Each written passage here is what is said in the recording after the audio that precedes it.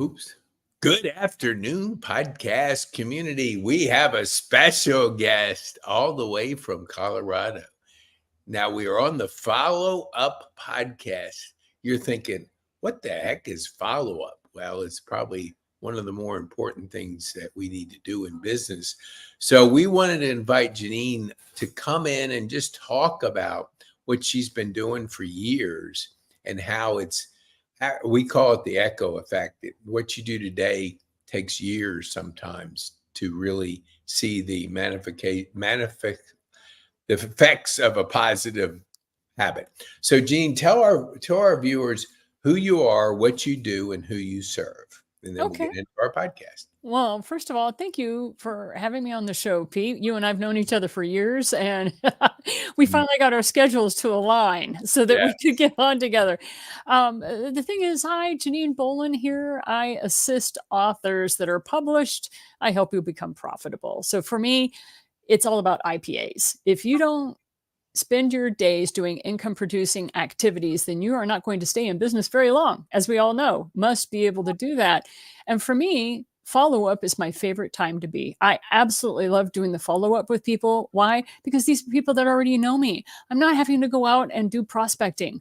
Follow up to me is like, I don't understand why more business owners don't do it, because they are able then to have that revenue come in. That cash flow starts moving into their coffers, which is what we need. So when people tell me, oh, I just don't have time, blah, blah, blah, I'm like, you don't have time not to do this. Literally, you want to make sure that you're spending 4 hours a week working on your business where you're prospecting, your follow up, you're doing the connection, and you're training yourself on systems to get better and faster and more efficient with it. So that's that 4 hour a week system that you were so kind to talk to me about. Well, it really does revolutionize the productivity of your business because I run into people that are busy and they're busy doing busy.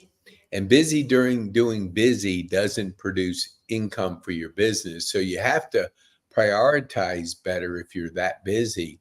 So tell us, go into a little bit more about that 4 hours. I know I understand it, but for our viewers that haven't heard of your system, kind of give them a little bit of a overview of what that means and why you do these activities on a regular basis. Okay. Well, also, not to toot my own horn, but Pete knows this. I'm an author of 18 books. And so when people ask me questions, those 18 books, people are like, wow, you must have a lot to say. And I'm actually like, no, my students have a lot of questions. So I run an online university. I'm helping entrepreneurs, authorpreneurs run their business. And one of the things that happens is they really don't know where to spend their time. We talk about income producing activities. We talk about how you help with your cash flow. But really, when it comes to the actual behaviors and the systems to use, they get a little confused on all of that. So I created a book called The Thriving Solopreneur. It's designed for people who are bootstrapping their business. You're just getting started, or maybe you've been in business for 5 or 10 years and you feel yourself having plateaued. It's to go back to the basics and see, are you really doing the things that you need to be doing, not only for your lead generation, but also for your cash flow pipeline?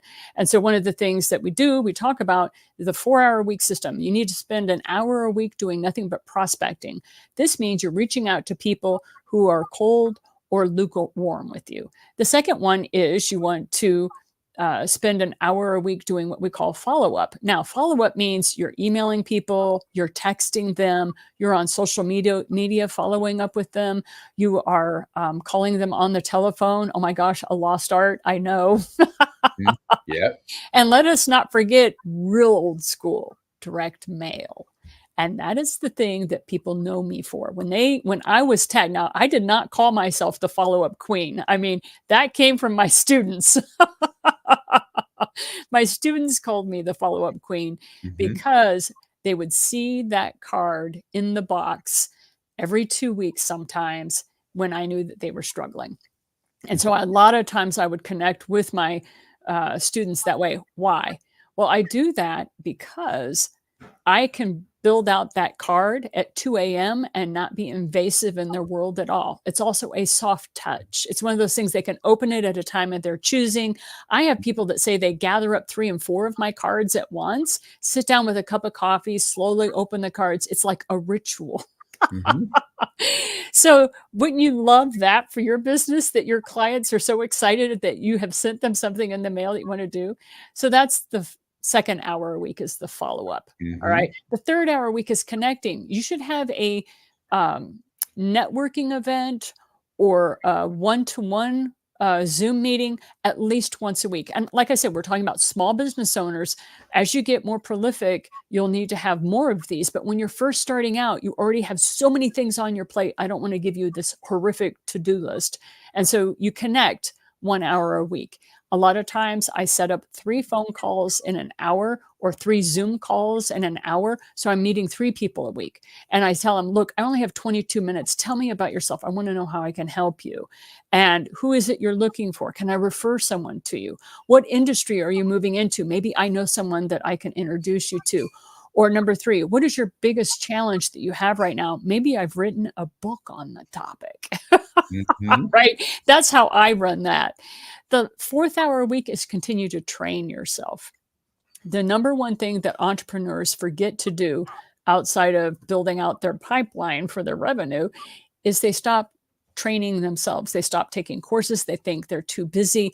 Let me tell you something, with the digital landscape being what it is, if there's something you want to learn that is better or can serve you more helpfully, you want to be able to spend an hour a week training yourself on whatever that system is. So, example, every time Zoom updates themselves, right? Oh my gosh, there's always something new to learn. They have a new process. That goes in my hour a week. So that's how you use that, training yourself. When the software updates, you haven't had time to look at the new things because it saves you money in the end, because you realize you may have software that's doing that thing. Now they've incorporated in software that you use on a daily basis. You can get rid of the external software and start using that upgraded software. So those are ways, those are the 4 hour a week system: prospecting, follow up, connecting, and train yourself. You know, I in my digital marketing days, I would like I'd have a client or a prospect that would tell me, I get real busy with a client or two and I don't do anything else for that 6 months, 3 months, whatever it is. Then when that client gets what they need, they're back to zero and they're going, oh no, I don't have any clients. So I think it's common that we think to stay busy, that's going to help our business thrive. But the idea that you would spend intentionally, you know, those 4 hours, I think it's the foundation of a successful business because it touches key areas. And like you said, the lost art of phone calls. How many times do you pick up the phone and check in with somebody and say, can I help you with anything? Mhm. You know, that is very unusual. And so when you do the old school ways, but do it intentionally, it reaps in your business and helps your business. So in the 4 hours, like, are you doing it like, an hour each day, 4 days a week? Is that how you have it set up? That's how I have it set up for other people. But I'll be honest, what I did. I tell people how I did it, and I always go, realize where my life was in the moment. So in the moment, I was working a part-time job. I was building out my business, and I had an opportunity to join an MLM, and that MLM happened to be Send Out Cards, which, by the way, it is pivotal to my follow-up systems. It is so ingrained in my business. It's like I don't even see it as an MLM, so to speak. Right. It's a part of my follow-up system. Yeah. But anyway, so I learned MLM, the Send Out Cards. Well, I wanted to build out my Send Out Card business, not to build a team, but to support my little tiny my online university that I was building out, Mhm. that I now run full time. So with that, I only had 4 hours a week I could work on the business, not in it, as you know, right? Yeah. Working on the business is building out that lead gen. And so I had 4 children at the time. They were all either in community college and still lived with me, or they were in high school. So I had 4 of them in that mindset. So I wanted to be one of those moms that was available for them. And so I spent from 8 a.m. on Saturday to noon. And that's when my teenagers would start climbing out of bed, was around noon. And then on Saturdays in the afternoons, we'd have some family time together. So even though I was working basically 3 different businesses, that I did that so that I could be the type of mom I wanted to be. So at 8 a.m., I would start prospecting, and people are like, "You're reaching out to people at 8 a.m.?" I said, "Yeah, I made sure they were on the East Coast. Yes. Duh, I'm in mountain time. I just Yes. made sure they were on the East Coast." And then as the clock would move closer to 9 a.m., I would bring in my central people and my mountain people. And they were like, "But what if you don't know what coast they're on? What if they're on Facebook or whatever?" It's like, I messaged them. The other thing that was really amazing was when at the time, LinkedIn didn't have the little microphone where you could leave an audio file. Mm, I was leaving audio messages. When I say I messaged people, they heard my voice. mm, I would say, "Hey, Pete, how's it going? I understand you started a new podcast. Bravo to you. Do you need help getting guests?" Of course, my intention was, I want to be on your podcast because I love what you do. I love your people. I love the communities you serve. But at the same time, I also have a whole boatload of authors who are also trying to get onto different podcasts. So I can help you with your guest load. So it was serving everybody. I made sure I was going to take care of you, Pete. I made sure mhm, that I would be a high quality guest for you. I would make sure that everybody I referred to you was practiced with doing podcasts so that they gave you value added for you and your people. So remember, when I say messaging, I wasn't texting. They heard the sound of my voice. And over, I was told, "Oh my gosh, Janine, it was so great to hear your voice. It was mhm, unique. It was a part of it." And I mean what I say. Like, I'm not out to make money at the expense of someone else's life or lifestyle. I mhm. am out to make money that I bring value to people that spend money with me. And so that makes the biggest difference, I think. What do you think? I mean, we I don't know if we talked about it a different Mm. time, but we talked about the mindset of a taker versus the mindset of a giver. Right. BNI has the giver's gain, and Mhm. they always teach be giving, Right. giving just having that mindset. So, but I also discovered in my podcasting, it's been under a year, but I've had about 250. I saw a pattern developing, and I want you to comment what you think. You remember, like, you're in a plane and the oxygen mask drops down, and they say, or they're saying, "Hey, put the oxygen mask on first, then your passenger." What I found, the hardcore givers put that oxygen mask on the passenger first. They forget, they're so up to give. They're giving, giving, giving until it hurts, really. And so they've neglected themselves where they should get healthy, which in business is get your business healthy. You still help people, but make sure your business, pay yourself first, that kind of mentality. What have you seen, like, in your evolution of growing businesses? Did you ever struggle with that kind of mindset early on before you realized that, hey, look, I got kids to feed? Yeah, I totally did. That was actually my mode. I was one of those hardcore givers because I tease people, I'm a recovering Catholic. And one of the saints I absolutely loved was Mother Teresa. And Uh, what was she always saying? Give yes. until it hurts, Yeah. right? Oh, really? Did she say She that? I didn't. says that, Okay. yeah, but she didn't mean, I don't feel like, I mean, she's since passed and we can't ask her, but, Yeah. I don't think she meant it in the way that a Yeah. lot of I people, including myself, now I misunderstood that message too, and I would give until it hurt. And the thing was, I was in a position, lucky enough, that I didn't have to worry about it too much. I really saw my business as a hobby, because I was working full time. at a corporate job, and I was building out these side hack kind of businesses. Hmm. And when I had a situation develop where I actually had to make a go of my business, that's when the rubber hit the road for me. And that's when some people said I became a female dog with puppies because I really, really got strict. But what I realized I could do and still keep that beautiful giving mentality was I opened up Open Friday Coffee where anybody can come onto that Zoom room. They can ask me a question and leave if they want to. It started off when I was a professor. That was the full-time job I had was, as a professor at a college. And when I always had to sit in my office for at least 2 hours every week. So I had these office hours. Well, Open Hmm. Friday Coffee is only an hour long. I encourage people to pop on anytime. People can come on that way. They can find me on LinkedIn. And what happens is my team, who handles the social media for me, will send them the link to get on Open Friday Coffee. And then you can come on and ask me whatever question. And some people just show up and they just want to listen. They just want to find out more about me. Or a lot of podcasters like yourself, you showed up and you were like, is this really a guest I want to have Hmm. on my program? And so those are the things that you do for free. You have the one free thing. And then there's 3 classes of people that you're going to attract as a giver. The first one is what I call it the doers. You have the people who only want your free stuff.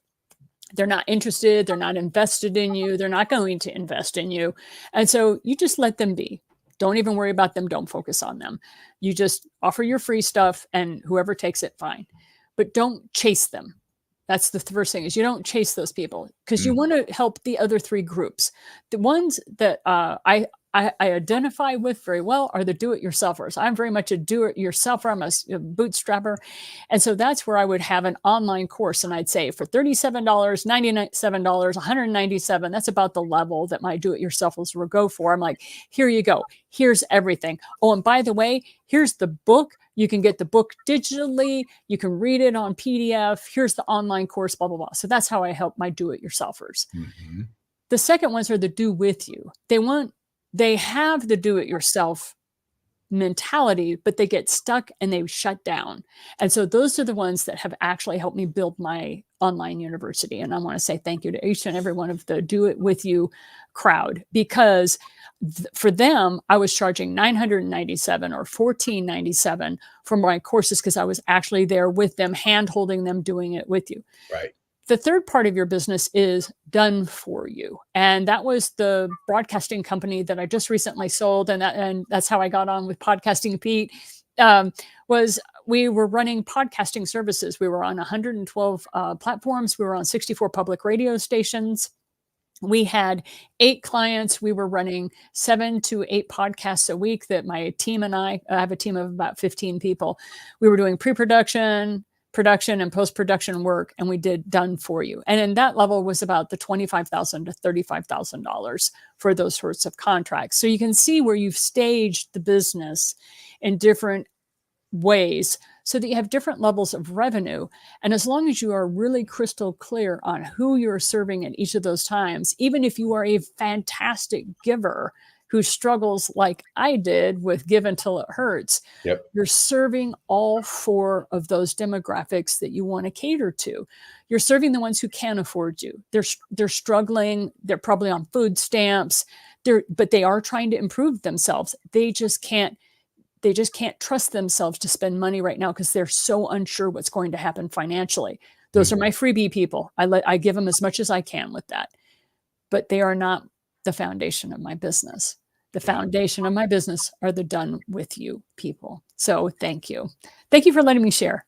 No, that is so, I think, insightful, because if you don't understand those 4 stages, because it gets back to what you said earlier, know who you serve, and you have to know the breakdown of the 4 personality types, because if you spend a big percentage of your time on that first stage, which is the free, you'll be out of business. I mean, you got to have groceries. You got to take care of your family. And so if you're going like, oh, always helping the free people, I mean, business doesn't work off free, but we can gravitate to it if we don't understand it. I mean, it's just like you have crystal clear, I think for our viewers, that for those 4 stages and knowing each of those stages helps you to prioritize your time. I mean, you set up things that'll provide them. Maybe that free person comes back and they start spending some money with you because they got a lot of value and they said, "Man, Janine gave me this media kit for free, and now I need this." And so they're coming back because they remembered the value you gave to them. How do you, like, for entrepreneurs right now, we have so much coming at us. I mean, information, like our cell phones. I was in a doctor's office, and this wasn't young people. This was like the doctor that attracts the over 65 crowd. Okay. Usually I see the younger ones on their phones, but 16 out of 18 people in that waiting room were on their phone in the waiting room. I'm going like, wow. I mean, we see it in restaurants when families get in there and it look like, I don't know who they're talking to, but they're not talking to each other. They're all just on this digital device, and this device has consumed people's attention. How do you handle the balance of all this new technology? Is that in your 1 hour a week that you look to master that skill, master that update? Is that, or do you do a little bit more than that to really kind of still have somewhat a good balance of your time? What we're really talking about, the way I'm interpreting your question, is lifestyle. How do you Yes. do this? What I did before I ever really started focusing hard, like when I realized I was a giver to the sacrifice, like I was sacrificing my quality of life because I was such a giver, I stopped and I went, okay, this is my life. And I got out my calendar, and that was in 2018. And Mhm. I created an article called Who's Your Boss? And I realized that my boss had become society instead of me. Hmm. And so I stopped and I decided this is the life I want. And I got out my calendar, my digital calendar, and I went, what do I want my week to look like? Now, I had already done my vision board. Okay. A lot of people don't do a vision board. I had done a vision board. I knew where I was going. I knew my North Star. Okay. My dad was in the Navy. So we, we always talk about the pole star, which is in a Yeah. boat, a sailing boat. You have that pole, blah, blah, blah. It's a navigational reference, but people understand. Anyway, what is the pole star? What is it that you're going toward? And a lot of people like to use numbers or a certain type of income level. I'm like, that's not the vision. Those are tools. Those are tactics. Mhm. What is the thing that drives you? What is it that you really want to accomplish? And I knew 3 things. I knew that I wanted to be a stay-at-home mom. Mhm. And now we call it work from home mom. But I wanted to be a work from home mom. I wanted to live in the digital world, and I wanted to be able to celebrate life when I wanted. I wanted Dang, to have I control. love that. I love color. Well, you just like, when I see color, I love it. And So, so yes. those were my 3 points, right? That's my pole star. So I built out my week. Monday through Friday, I am going to work. And sometimes I work 14-hour days. Sometimes I work a 16-hour day. It depends on what's happening Monday through Friday. But Mhm. come Friday at 3 p.m., I am not sitting at my desk. Friday at 3 p.m., I am headed down to a place in Littleton, Colorado, where I know I'm going to be putting on my backpack and I'm Mhm. going to be hiking by Saturday up into the mountains. And then Mm. I'm not coming out of those mountains. And that's what I love is I don't have any digital anything, because getting Wi-Fi up in the Rocky Mountains above 9,000 feet, very challenging. Yeah. And then I don't come back down until Sunday at 11 a.m. And then I'm back with the rest of the world. Now, I have very carefully crafted that life for Yeah. myself. because I knew exactly what I wanted and I went after it with a vengeance. And so I always tell people, you have me from this time to this time. And people know me from my calendar. They know how structured I am. And they're like, wow, how can you be a creative when you have so much high structure? I said, I see it like a building. I have the iron girders of a framework. My boundaries for my time are like iron girders on a building. And as I am building my life brick by brick, I'm using those iron girders. So I can be as creative as I want with the walls and where the door's going to go, where the window's going to be. But those iron girders are the boundaries of my time, because that's my health and time, right? Our health and our time are our most valuable assets. We've got to take care of those two things the most. Yeah, that is so profound in such that we're a society that we just want to plow through, work hard, just, hey, because we're known for working hard. And it's kind of like, for guys, it's the mantle of manhood. Yeah. How many hours you work? I worked 75 last week, closer to 85. It's like, wow, you worked that many hours. Like, people are amazed when you tell them that.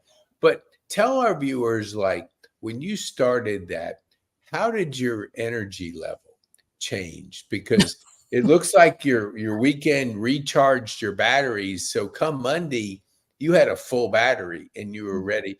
What was that like? It was novel. At first, I was terrified to take this path because I came from that environment. I worked in the pharmaceutical industry and I was an analytical biochemist. So I was one of those people. I was putting in 70-hour work weeks, no problem. Yeah. And like you said, it's very competitive. Like, have you really worked as hard as you could? Blah, blah, blah. There's all kinds of to me, it's a myth. There's a lot of incorrect assumptions made during that. So a lot of people are giving that up anyway. But the way it kind of works is you sit down with your calendar and you decide. You have to make the decision. This is what my week is going to look like. And you have morning routines and you have evening routines. And this whole question of mindset started when you asked me about my digital use, like the phone. My phone, I do not access my phone, and no one is allowed to have me and my time until 9 a.m. Eastern time. Now, if you notice, I'm in the Rocky Mountains. I'm a mountain. Well, most of my clients are on the East Coast, right? So until 7 a.m. my time, I do not talk to people. I look at my phone and check to see if a family member, AKA one of my children, has reached out to me or needs something or what have you, or a friend. But if it's a client, I put a mental note and I put it on my calendar. So who's my boss? It's my calendar. Everything goes on my calendar. If I need to go into the garage and look for a tent because I know I have a camping trip that's coming up in 2 weeks, it goes on my calendar.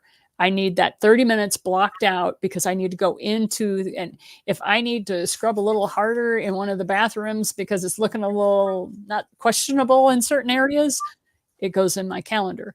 And people are like, oh my God, I can't imagine living a life that's scheduled. And I look at them and I said, how do you think I'm able to afford to go out into the mountains every weekend? Because I schedule everything, including grocery shopping. Now, are there times when it all falls to crap? Oh, all the time. All of the time. However, because I've time blocked it, nothing falls through the cracks and I don't lose things.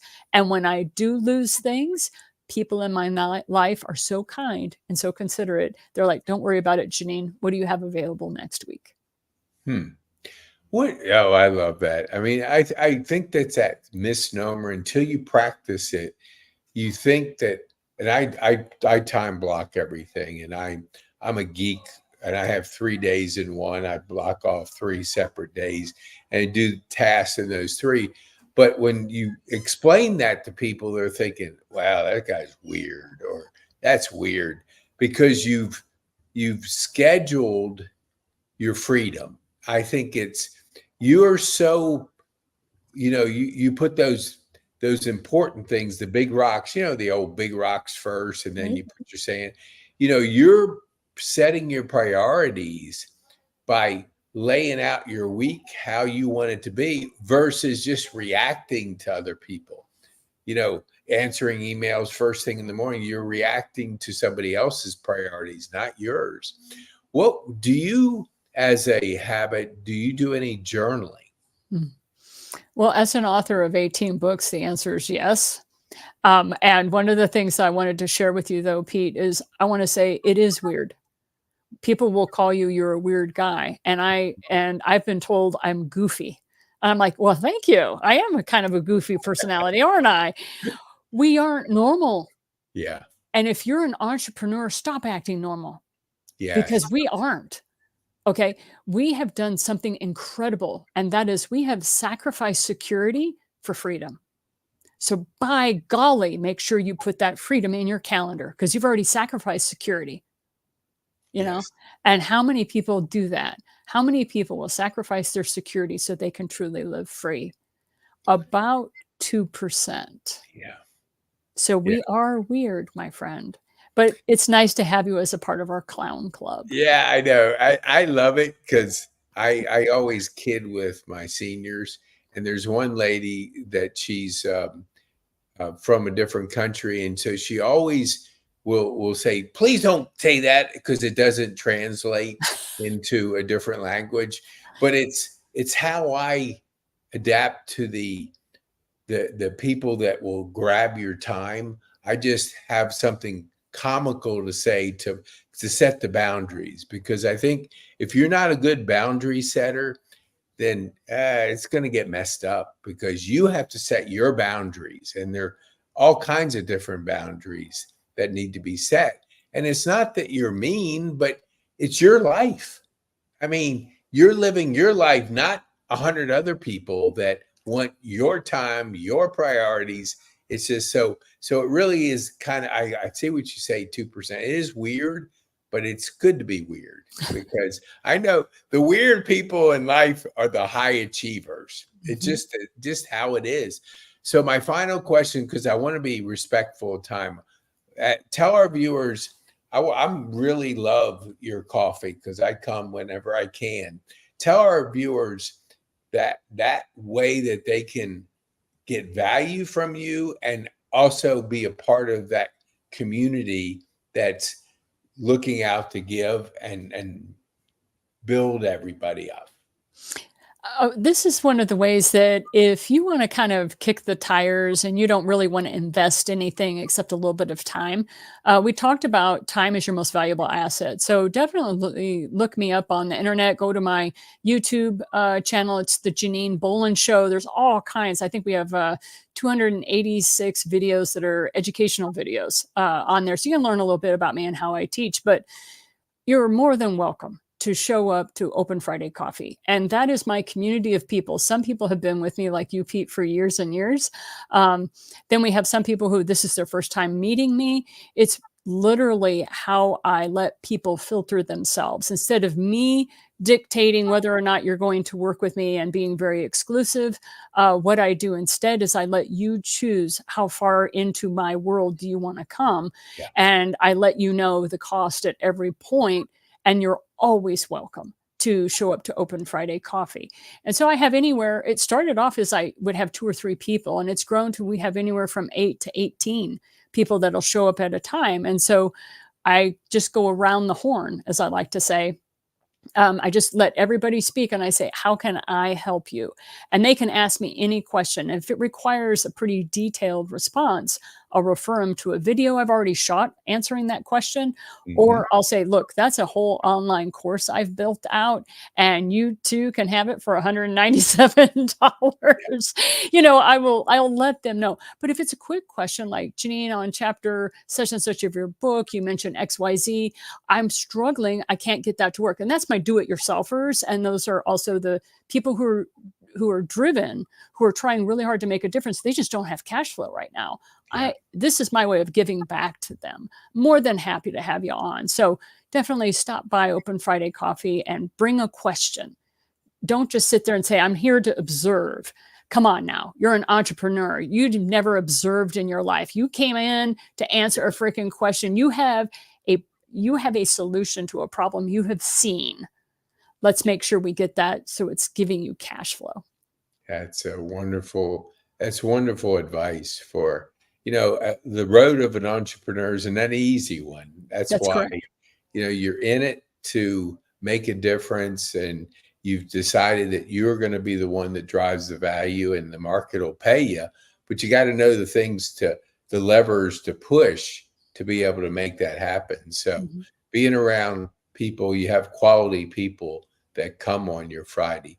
And you can look Janine up on LinkedIn. If you are somebody that likes to connect on LinkedIn, just take her name. Let me see here. There it is right there, right there. Okay. You write that name down. Okay. And then ask her kindly on LinkedIn if she'd be your friend. And if you're a friendly person, she'll be your friend. If you're one of those that's not a friendly person, don't bother.